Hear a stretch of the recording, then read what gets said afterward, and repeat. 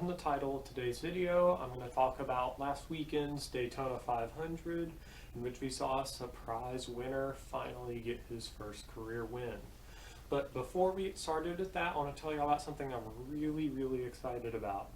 As of early this morning, Turbo28 Sports became an affiliate partner with Circle B Diecast and Plan B Sales. Now, if you guys don't know much about them, they're one of the officially licensed diecast retailers in NASCAR. They're always the business that I buy diecasts from. Their owners, Brent and LaDonna Powell, are awesome people, and really excited to work with them. You guys definitely check them out. The links will be below in the description. And if you make a purchase of $20 or more, whether it's pre-orders or items that are currently in stock, use coupon code Turbo28 to get free shipping on your order. Now, it's only for orders more than $20. Well, $20 or more. You use that code Turbo28, and you guys will be able to get free shipping on your orders. Alright, well, now on to the Daytona 500. As I mentioned, we saw a surprise winner go to victory lane, but I'm just going to run things in chronological order here. Start off with the start of the race. His Alex Bowman on the pole. They had some engine concerns coming into the race, but those were really invalidated, so they were able to fix the issues on the car without going to a backup car, and were able to start on the pole. Now, as for the other front row starter, William Byron, as I said in my last video, he wrecked in the second duel and had to start at the rear. So Austin Dillon got to start second. It was pretty antsy right from the start throughout the whole field. Lots of 2 and 3 wide racing. They were pushing really aggressively. Had an early caution on like lap 3 or 4 for Derek Cope. He cut a tire in turn 4. Kind of got up, probably the biggest hazard in the field out of the way. He is quite the hazard in the second duel on that last lap, so we got him out of there right away. And they got back going, and it wasn't long before we had another caution, and it was what everybody did not want to see. It was the big one, not even 10% through the race. Those guys were pushing really aggressively, and you love to see that throughout a whole race, but they gotta contain it to a degree until the end. But lap 14, all hell broke loose heading into turn 3. Christopher Bell had a bad push on Eric Almirola. He kind of moved to the side as he is pushing the 10. As you would expect, it got that 10 car very squirrely.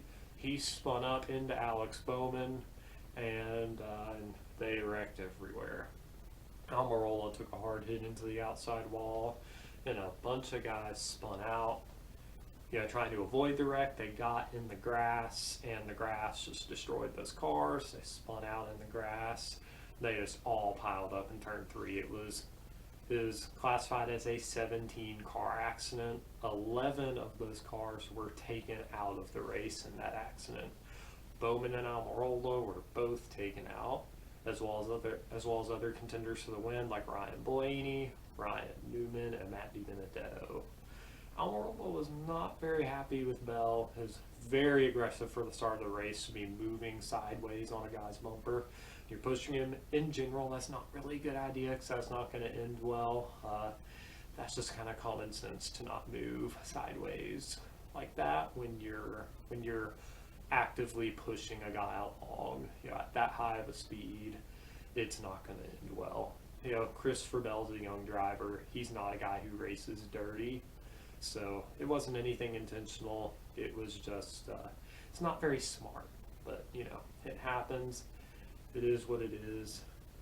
But lots of fans are not happy with it, and Mother Nature was not very happy with it either. They went under a red flag shortly thereafter for lightning within an 8-mile radius of the track, and they are under red flag for about the next 6 hours because a drenching downpour started at the track pretty soon thereafter. And we didn't race for about 6 hours. They got the cars back rolling at 9 p.m. Eastern time, so we were all prepared for it to be a late night, and it definitely was. Watts was feared what we were going to see once they got back going, and it was just a single file train all day. Really really, I'm not going to say no action, but very minimal action until they got to the last lap.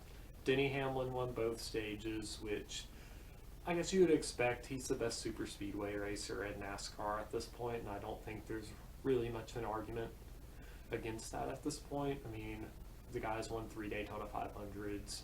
He won at Talladega last year, so he's proven he can get it on them both tracks multiple times. So Hamlin's the best out there at this point.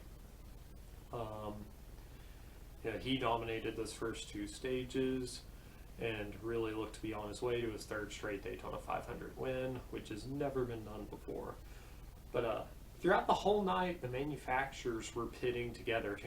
You'd have all the Chevys come to pit road together, then all the Fords would come to pit road together. And they're really playing that manufacturer game that you see so much on the super speedways. And the Toyotas were very limited already. They only had, I think, 6 entries for the race, and the 96 didn't get in, so they're down to 5 cars. And Truex got taken out in the big one, and Bell had damage from another wreck later with Ricky Stenhouse. So there are really only 3 competitive Toyotas. They all came to pit road for their final pit stop, and they came out all spread out. Hamlin's pit crew is really fast, which typically you would say, that's awesome, they're getting him a bigger lead. But in the case of super speedway racing, you want to be grouped together because there's so much more speed generated that way. The cars are so close in speed, and just the way they race, isn't generate a lot more speed if you're all together, drafting in a line.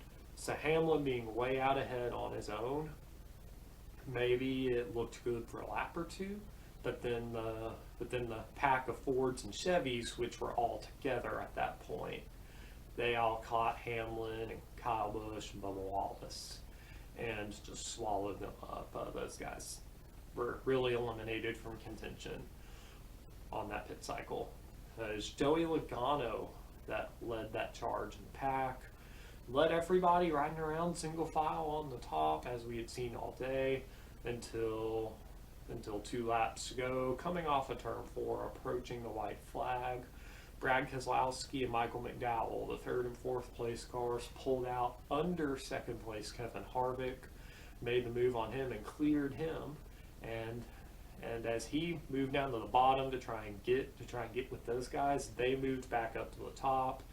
So Kevin tried to move back to the top and just keep that single file thing going, but Austin Dillon had already gotten to the top of him. So Harvick really ended up losing a lot of spots there. But fortunately, as they went into turn 1, several guys came with him on the bottom, trying to generate some momentum down there. So they came off turn 2. Austin Dillon moved down to the bottom in front of Harvick, who kind of had a run there, and it looked really good for Dillon for a second. He got almost alongside Keselowski for 2nd, but then they dropped back. There just wasn't enough cars. Down there on bottom, everyone was kind of content riding on the top, and we're kind of going to all go for it in the final corner. As they did get into turn 3 on that last lap, Keselowski and McDowell, again working together, dropped down to the inside of Joey Logano, who's Brad Keselowski's teammate. Logano tried to block Keselowski and did not end well. They both wrecked, set off a big wreck there in turns 3 and 4. Keselowski went into the catch fence. It ignited a huge fireball because it busted up his fuel cell. As you guys know, gasoline is very flammable, and it ignited a huge fireball there in turns 3 and 4, prompting NASCAR to go in and throw the caution instead of allowing the field to race to the finish. All the drivers were okay, but NASCAR is a little concerned about Keselowski and Kyle Busch specifically. Keselowski, because he went into the catch fence and then his car engulfed in flames, and Kyle Busch took some really hard hits. But everybody was okay from the accident, which was definitely a relief. I was a little worried after seeing that. It did not look good. NASCAR went on to scoring monitors. They had to look at the most recent scoring loop at the time of caution to determine who won the race. a lot of fans kind of thought Chase Elliott might have won the race, and there were some of us that even thought Austin Dillon might have won the race. You weren't really completely sure when the caution came out. But after looking at replay footage, scoring loops, and this incredible graphic by Fox Sports, which showed a line on the screen at the exact time of caution and showed where the cars were. That kind of determined everything. It's an incredible graphic. I've never seen anything like that before. It's pretty awesome. It was pretty obvious that Michael McDowell was out front, and NASCAR did indeed declare that McDowell had won the Daytona 500. It is his first career win in the NASCAR Cup Series, and his 358th career start. So he's a guy that's been around for a really long time. It's awesome to finally see him get that first win. It's awesome to see his team in victory lane as well, Front Row Motorsports. Kind of a small team. They've been around for a while. Bob Jenkins and that whole group, hands down their biggest win is only their third win. Daytona is as big as any win you're ever going to get. It's incredible. I don't think there is a person in the NASCAR industry that was not happy for Michael McDowell. He's just an all-around good guy. Definitely the nice guy of NASCAR, I would say. Always has a smile on his face and is always positive and upbeat no matter what. So it's really cool to see him win. As an Austin Dillon fan, part of me wishes NASCAR had let them race to the line because Austin kind of had a run there. And I feel like he could have won the race, but NASCAR ultimately made the right decision to throw the caution. You know, driver safety always has to be the priority over delivering the fans an entertaining finish, and that's facts of the situation. I know there's some people on Twitter who voice their displeasure with NASCAR prioritizing driver safety, and the people who have a problem with that, they just shouldn't watch.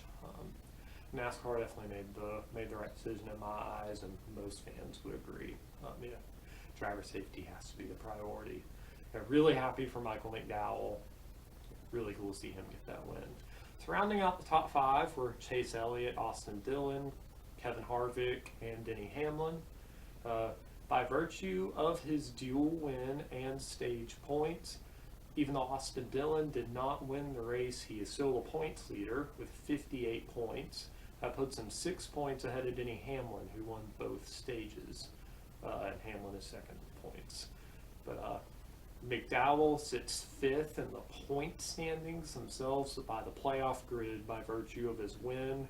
He's locked in as long as we don't have more than 16 winners. He won't have a problem being top 30 in points, which is a requirement for being able to make the playoffs. That won't be an issue for him. So McDowell's locked in as long as we don't get more than 16 winners this season. So he sits atop the playoff grid. It was a memorable Daytona 500 for the finish and for the big one at the beginning, but most of the race was fairly tame. Kind of a letdown to a degree for the Daytona 500. You can really blame it on that big wreck at the beginning. When you've got that many cars taken out in a wreck at the beginning, guys are generally going to play it pretty safe throughout the rest of the race. I think especially considering how late it was, those guys were content to just ride around in single file and not make any major moves. They just wanted to get the race over with and get home and let all the fans at the track get home themselves. They knew that a lot of people had to go to work the next day and didn't want to keep people watching too late. So in that perspective, you got to appreciate that, but it's definitely disappointing compared to what a lot of us expected for the race. But yeah, not every race is going to be a barn burner. It's a Daytona 500. I've definitely seen worse. 2000 and 2013 definitely take the cake for being the worst Daytona 500s of all time. This did not even compare to those, but it definitely could have been better. I think those guys will be a little calmer early in the race in the future, so valuable lesson learned there. And ultimately a great story coming out of the race. See McDowell get that win. Like I said, I don't think there's a person in the NASCAR industry that's upset to see that result. Joey Logano said in his interview, it's crushing for him to get wrecked in that final corner in the Daytona 500. have his teammate cost him the win, that contact. But he is really happy to see McDowell win it since he couldn't win it himself. So if that just gives you any idea of the amount of respect McDowell has garnered throughout the whole industry, it's a very feel-good story to see him get to victory lane. This guy has been there, paid his dues, and has ultimately been rewarded by winning NASCAR's biggest event. Alright guys, well I hope you enjoyed that video. Remember to check the links in the description for Circle B Diecast and for Plan B sales. And remember to use the coupon code Turbo28 if you spend $20 or more on your order. I'll have that code in the description as well, so you guys can see it right there. Thank you guys for watching.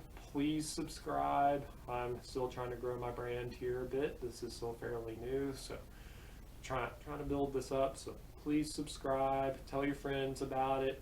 Have your friends tell their friends about it, and hope you guys enjoy the racing on the Daytona road course this weekend. I think it's going to be some pretty awesome racing.